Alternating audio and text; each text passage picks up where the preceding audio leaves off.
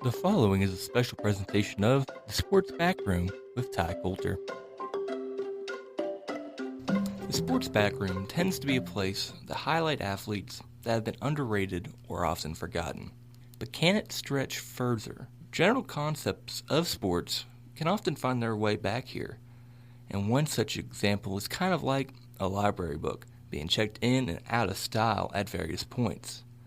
Yes, spring football has been in and out since the 1970s, with glorious tales of competition and hope, and horror stories of failure and just outright craziness. Come along with me as I take you on a multi-part journey of the history of spring pro football. Hello, I'm Jim Lampley, and I'll be honest with you. I will wait to see how many of you are that anxious to see football in spring. Ladies and gentlemen, this is the USFL. Though the USFL suing the NFL for a total of $1.32 billion. The Alliance of American Football League has suspended operations in the middle of the season. Do I or do I not currently have a pulse? Yes, I do. Let's play football. The first time a professional football league attempted playing in spring was in 1971 with the Trans-American Football League.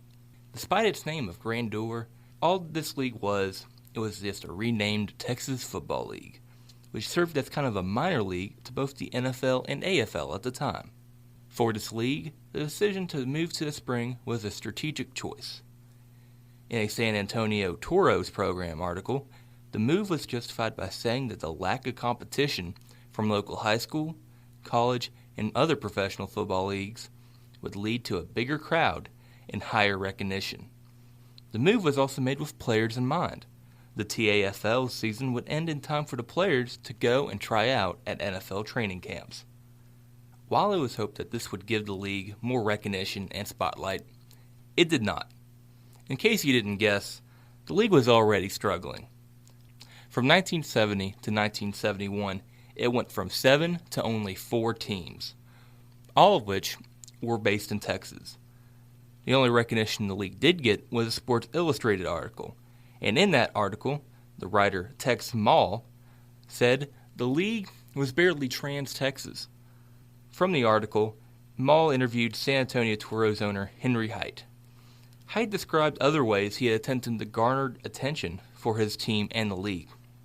He said he tried to form a relationship with the Canadian Football League to create some sort of partner league situation. He tried to pay recent NFL draftee O.J. Simpson $15,000 a game to play for him, and was planning on hijacking an exhibition game between the NFL's Dallas Cowboys and the AFL's Houston Oilers, with his players suited up and ready to play for the right to be the best in Texas. Height was certainly a character and had ambitious plans, but that could not save the Trans-American Football League, which folded after the spring season experiment in 1971. While the TAFL failed, the idea of spring football did not waver. Don't touch that dial. Keep it on the Sports Backroom with Ty Coulter. Now, back to the episode. As the TAFL failed in Texas, in New Orleans, football was on the up and up. The Saints had been in town for nearly half a decade, and one of the newest and revolutionary stadiums in the country, the Louisiana Superdome, was being constructed. All of this success could be traced back to one businessman, David Dixon. Dixon helped organize local businessmen to create a group to lobby for an NFL or AFL team in the early 1960s. And he would use similar tactics to build the Superdome, a stadium he had plans of since the 1950s, and before the first stone football stadium, the Astrodome, was built. Dixon was clearly a savvy businessman and had grand visions and ideas for sports. One such idea formed in his early age, around the 1940s, when he saw the Tulane football team nearly sell out their stadium for a spring football game. This idea would later inspire him, and in 1965, he began planning a spring football league called the USFL. Dixon would not start the league then, but he would spend the next 15 years studying the NFL's toughest competitors and developing a model for the USFL to follow. Using this Dixon plan, the USFL began taking form in 1982. The first thing the USFL needed were teams. Using the Dixon plan, teams needed to be in the top media markets to entice TV partners. This would be achieved as 10 of the 12 initial teams would be in one of the 13 biggest media markets in the country. 9 of these teams would also play in cities that also have NFL teams. This would also mean that most teams had access to bigger stadiums that would help achieve the Dixon plan's goal of an average attendance of 18,000. With this said and done, the USFL would enter TV negotiations with teams in Arizona, Birmingham, Boston, Chicago, Denver, LA, Detroit, New Jersey, Oakland, Philadelphia, Tampa, and Washington, D.C. With these teams, the USFL would sign a TV contract with ABC and ESPN. The deal was roughly around $15 million a year. The agreement would ensure the league a nationally televised game every week on ABC and give the USFL a Monday Night Football game on ESPN. This would also mark the first ever time that ESPN broadcast a professional football game, as the company was still relatively young at the point. The next part of Dixon's plan to ensure the USFL could compete with the NFL was more financial. During his study of previous competitors, Dixon noticed that the biggest issue with every league was financial struggles in the first few years. Either the league would not make enough to actually pay the players, like the World Football League in the 70s, or the league would get into a bidding war with the NFL to create a dramatic rise in spending, the latter of which was experienced by the AFL and was a motivation for the merger, as the rising price began to hurt both leagues. With this in mind, Dixon laid out a plan for a salary cap for the league. This was relatively new ground for any professional sports league at the time. Before this point, only the NBA and NHL had ever experimented with a salary cap. The NBA tried it for one season in the 1940s, and the NHL used one to keep costs down during the Great Depression.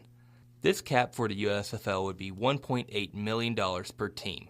The salary cap was a part of a greater financial scheme that Dixon laid out for each team. The plan would allow for the team to actually take some losses in the initial years. It also called for the teams to put up a $1.5 million line of credit in case of emergencies.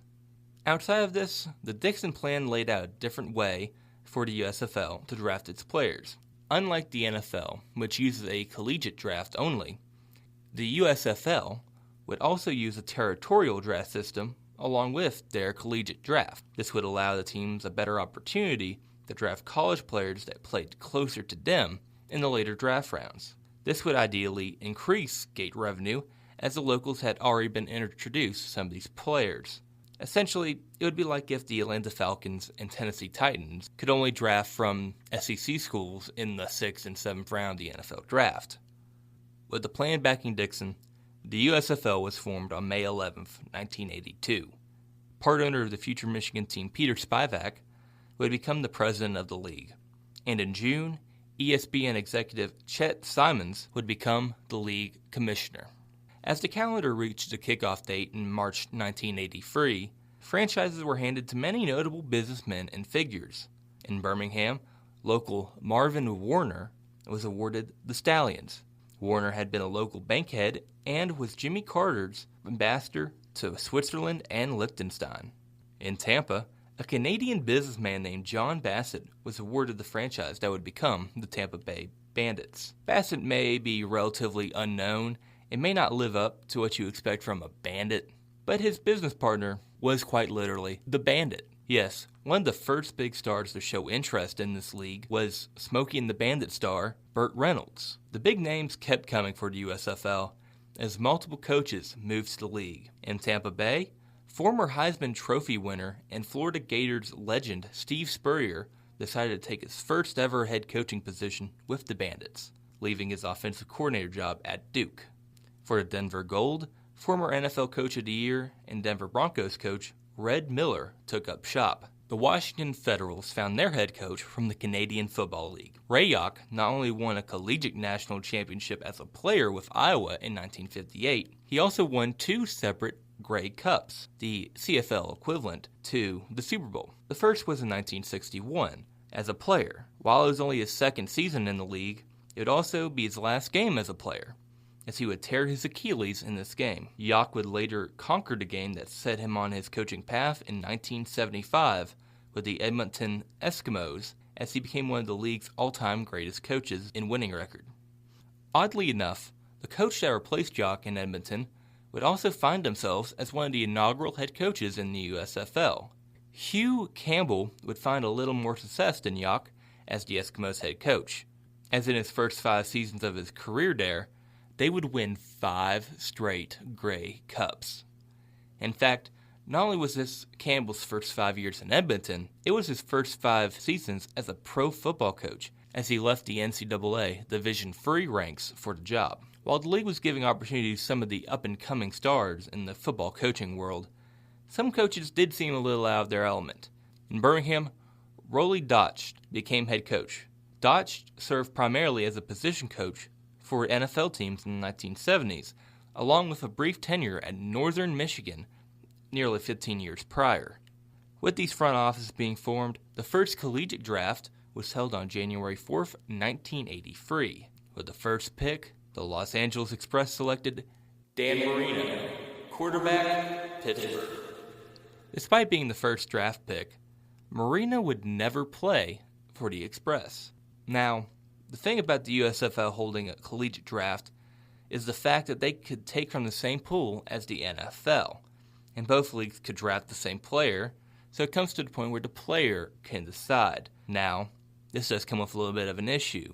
Like in previous cases with the NFL, when they went against the AFL, they would both draft players, and season would relatively begin at the same time. The issue here? The NFL draft is scheduled to take place nearly a month into the USFL season. So if you want to commit to the USFL, you need to do it right away. So there are multiple players such as Marino who were selected by both the USFL and NFL, but selected the NFL. This would include players like Eric Dickerson. Now the first player in the draft to actually play for the USFL would be the second overall pick, Tim Spencer, running back, Ohio State, as he would make his professional debut with the Chicago Blitz. Another major talent in the draft was Jim Kelly. He would be selected with the 163rd pick in the draft by the Blitz. That's a very different draft spot than the NFL, where he was selected by the Buffalo Bills with the 14th overall pick in the first round. Now surprisingly, Kelly didn't take the NFL offer immediately. Now he didn't take the USFL offer immediately either. That's why he didn't play in the 1983 season. But he didn't take the NFL offer immediately either. Kelly was not a big fan of the Buffalo Bills, but he was even more not a fan of the Buffalo weather. This opened him up to potentially playing in the USFL in 1984, as the Chicago Blitz did have his draft rights. But if Jim Kelly joins the NFL or the USFL, that's a discussion for a little later on in the series. The Territorial draft immediately followed the collegiate draft, and not many notable players were left to be taken. However, one of the greatest all-time wide receivers in the University of Michigan's history, Anthony Carter, would find a similar home in Detroit with the Michigan Panthers. With rosters filled, coaches ready, and a business plan delicately crafted for success, could the USFL find success and keep according to the plan? Find out on the next episode of The Sports Backroom. Thanks for listening to The Sports Backroom with Ty Coulter. Check out our website, thesportsbackroom.weebly.com, for more information about the show. Be sure to follow the podcast on Spotify, Apple Music, or wherever you get your podcast. This has been a presentation of The Sports Backroom with Ty Coulter.